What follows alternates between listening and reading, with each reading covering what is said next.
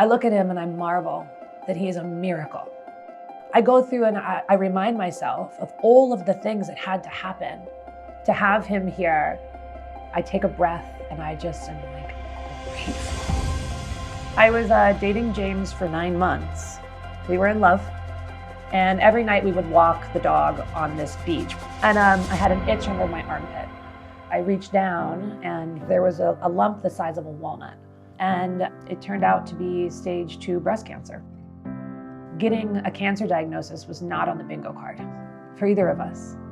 It was terrifying.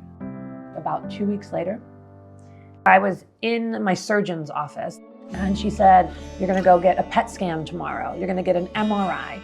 You're going to go to RMA. The chemotherapy you need is probably gonna affect your fertility. I think that was the hardest thing to hear. Then I'm gonna lose the chance to be a mom.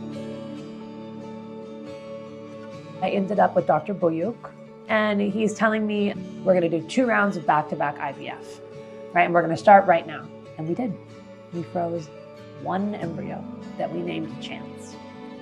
I feel so lucky that we have this chance to be able to make embryos before I go into treatment.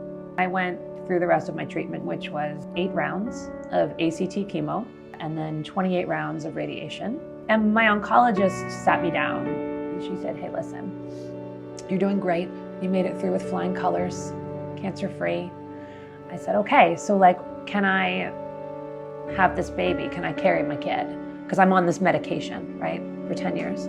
She said, I could give you a break from your medication in 5 years, which would put you at 44.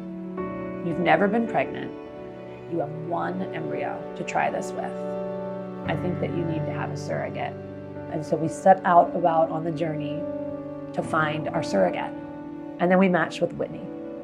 And we waited for 2 weeks, which was the longest 2 weeks of my life, to find out if Whitney was pregnant or not, with our 1 shot.